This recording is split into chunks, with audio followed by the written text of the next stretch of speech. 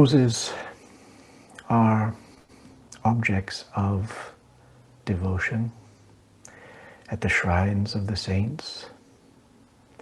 Some of you might have had the opportunity to make a ziyarat, to make a pilgrimage to the tomb of our Murshid in Delhi. And if you've done so, walking across the courtyard of marble and entering into the mausoleum, perhaps the first thing that you noticed was the pungent fragrance of Hindustani red roses, which possess an unrivaled potency. And the tradition is to bring roses to the tomb and respectfully to lay them on the chadar while lifting up prayers.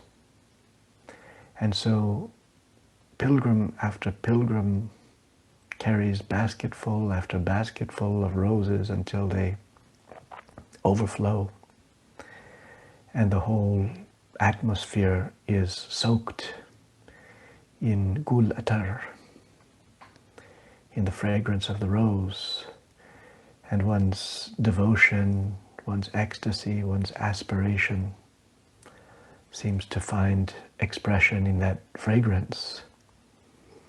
And then thereafter, whenever one encounters a rose, it conjures up these moments, these pilgrimages, these communions with the saints.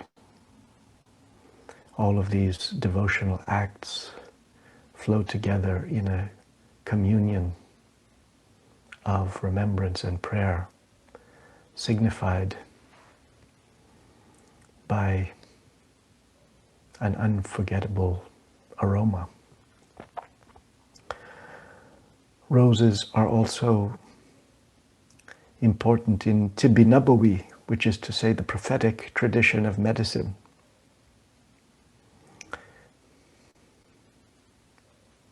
Medicine is made from rose petals to cure ailments of the head and the heart and the belly. Roses are healing. Roses are also traditionally used in cuisine, East and West. In India and Persia and Anatolia, you find many rose confections, sweets made of mingled roses, pistachios and sugar.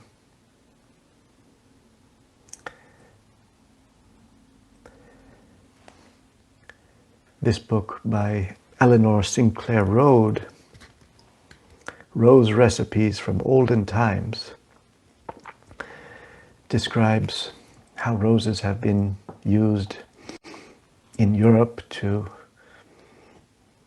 create potpourri, pomanders,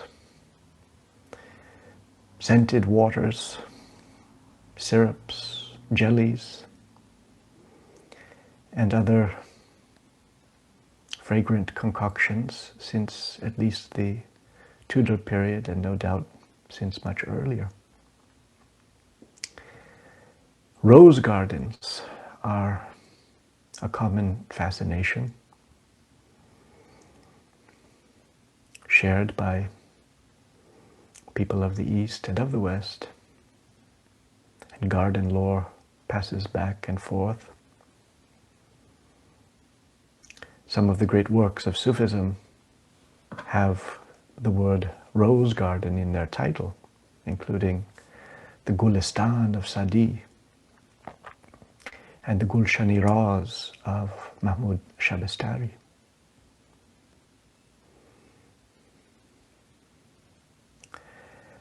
Roses are symbols of romance, as we know. Also symbols of friendship. The giving of a rose expresses tender feelings, sympathy, congratulations. And roses abound in art, certainly in the miniature paintings and in architectural motifs in Central Asia, where perhaps the rose originated, as well as the Indian subcontinent and Persia and Anatolia. In the 19th century, the pre-Raphaelite art movement developed floral imagery with tremendous effect, drawing upon prototypes derived from the East. William Morris said, "Persia is our holy land," precisely because of the intricacy and elegance of the floral designs in the pages of Persian books and inscribed in the soaring domes of Middle Eastern cities. From these patterns, William Morris produced images of roses that have become iconic in the West. Now, the rose has many meanings, and we'll learn from our esteemed guest. We'll learn of the depth of these meanings. I would like to simply point to a few significations deriving from certain aspects of this glorious plant. We might begin with the bud before the flower blooms. The bud is something tightly packed, narrowly enclosed, and yet already containing all of the grandeur, all of the color, all of the fragrance that is yet to be revealed. And so the bud represents pure potentiality. It represents a contraction of the whole rose plant in preparation for a great act of emanation. And so it conjures up what is called in Kabbalah the tzimtzum, which is an act of divine creativity in the course of cosmogenesis, wherein the divine light draws itself into a point of supreme concentratedness, limitless intensity, and then radiates out from that center. Moshe describes this in The Soul, Whence and Whither, how the act of creation involves first a contraction and then an unfoldment. And the rosebud symbolizes this.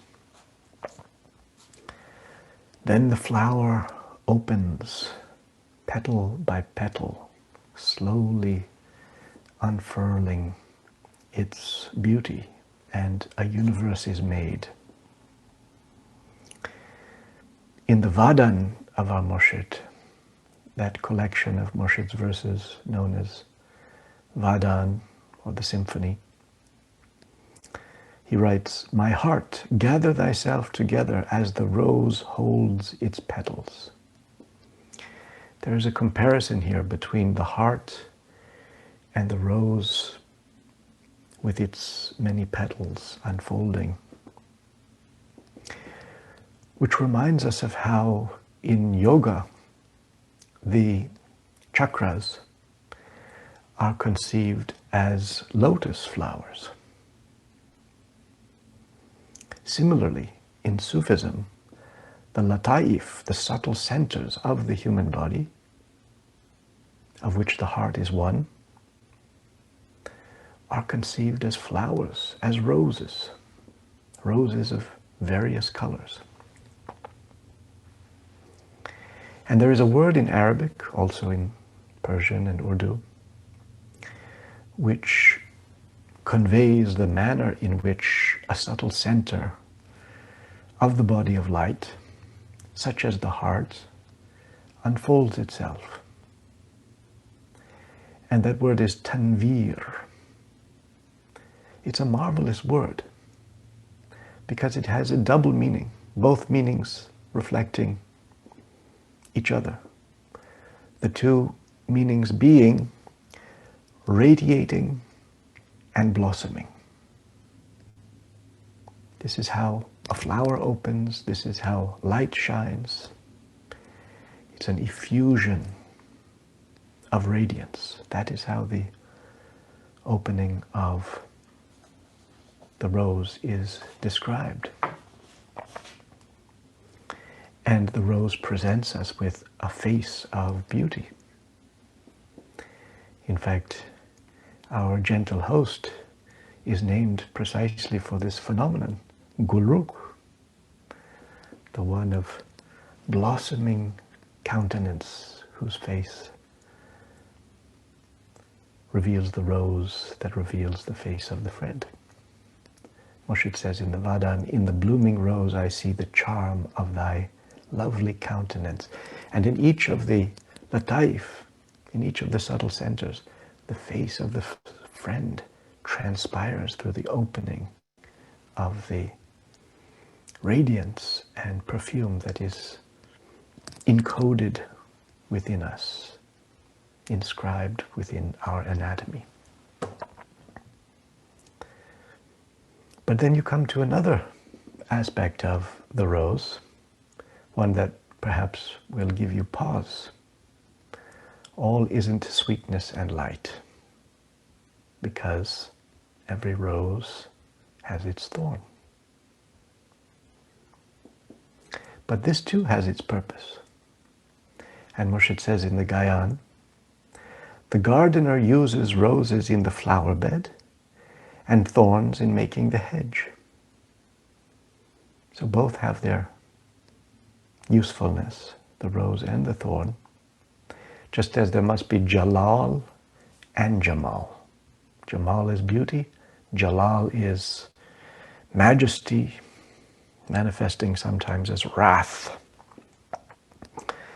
Jamal carries with it an invitation to intimacy, but Jalal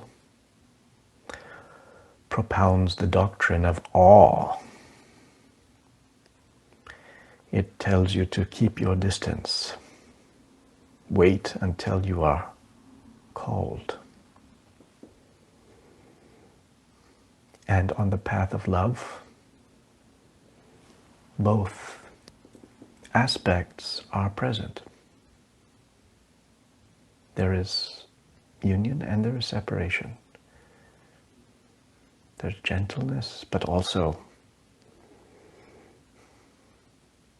the need for alert respect.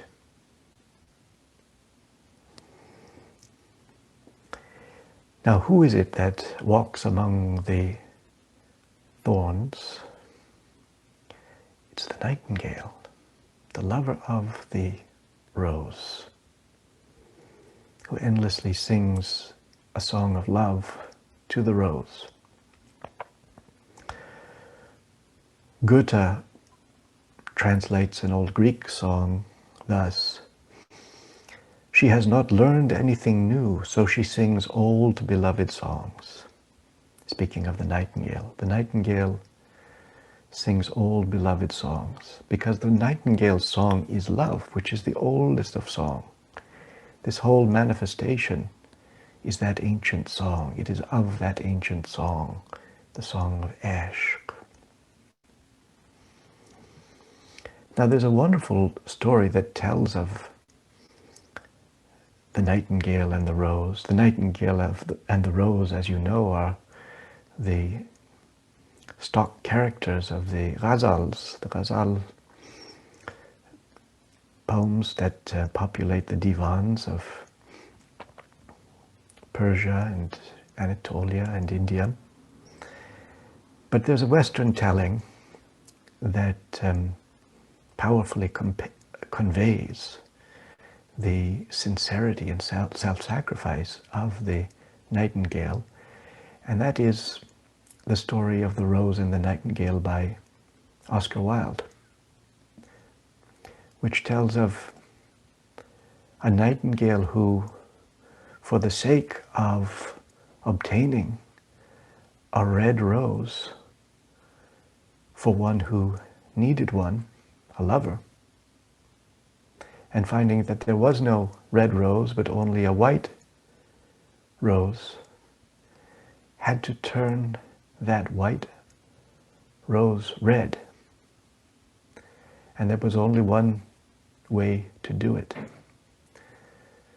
to press himself against the thorn, and to press and press as he sang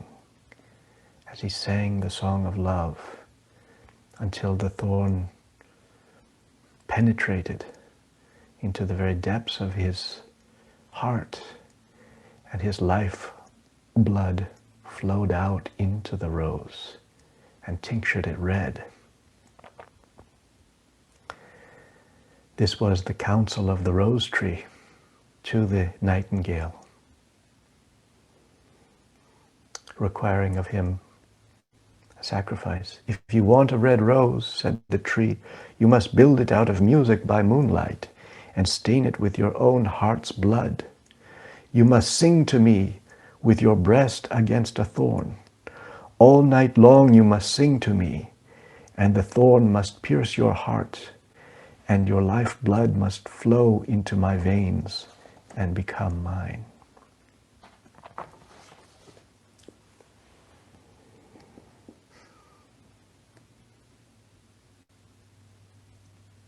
So the thorn is the pain of love, which prepares the heart for the ecstasy of union. Another aspect of the rose is its perfume. The poet Attar is a poet whose name means the perfumer. He was a chemist and must have known well the art of extracting fragrances from flowers, and especially from the rose. The prime minister under Akbar, Abul Fazl, having constructed a temple in Akbar's name in Kashmir, had this verse of Attar inscribed on the wall: heresy to the heretic and religion to the orthodox, but the dust of the rose petal belongs to the heart of the perfume seller. The dust of the rose petal, meaning the perfume, the ittar. When the rose crumbles, its petals fall to the ground and turn to dust, but if the fragrance has been extracted, even after the flower fades, that fragrance lives on immortally. And so there is in each of us and in each moment a fragrance which, if sublimated, will live on forever in God. And thus we are drawn to recognize the celestial rose. The celestial rose appears in the visions of many mystics, among them Ruz Bahani Bakli, whose mystic diary records vision after vision of profusions of numinous roses. Dante, in his Paradiso, finds at the culmination of his ascent of the cosmic mountain a mystic rose. This must be what Rumi alludes to when he says, Garze surat bugzaride dustan, janatas to gulistan dar gulistan. If you pass beyond form, O friends, it is paradise and rose garden within rose garden. And the rose that Dante saw was a white rose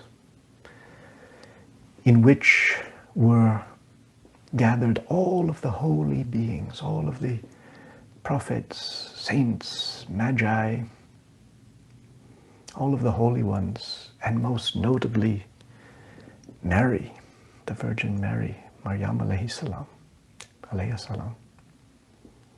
all assembled there. All the illuminated souls who form the embodiment of the Master, the Spirit of guidance, all a single rose.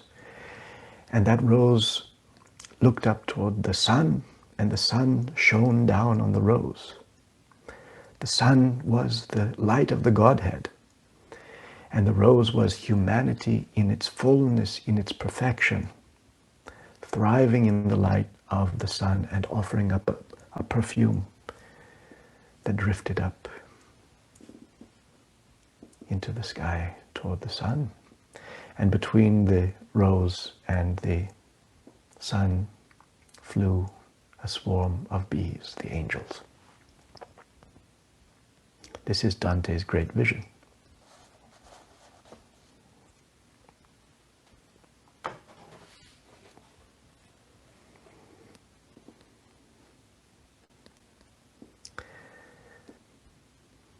In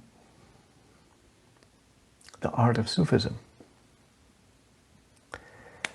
the Nuri Muhammadi, the light of the Prophet Muhammad, peace be upon him, is conceived as a rose. The Guli Muhammadi, the Guli Muhammad, the Muhammadan rose, which similarly signifies the fullness, the completeness of awakened humanity, the Insani Kamil. This is the Guli Muhammad. You find it here in this Ottoman hilye, or description of the Prophet. It's a pictorial description, a hilye.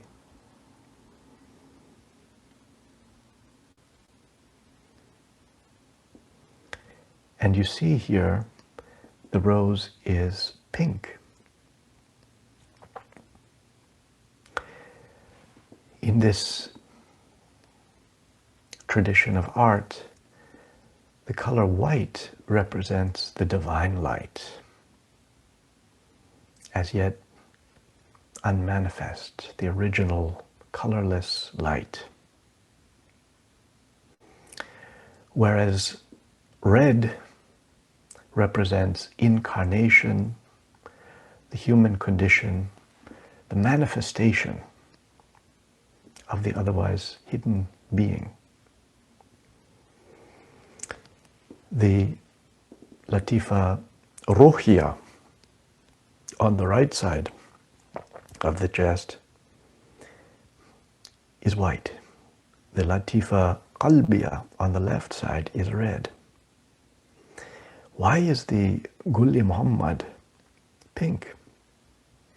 Because the Insani Kamil, because the Prophet represents the red of humanity illumined by the original white light of God, the two poles of being.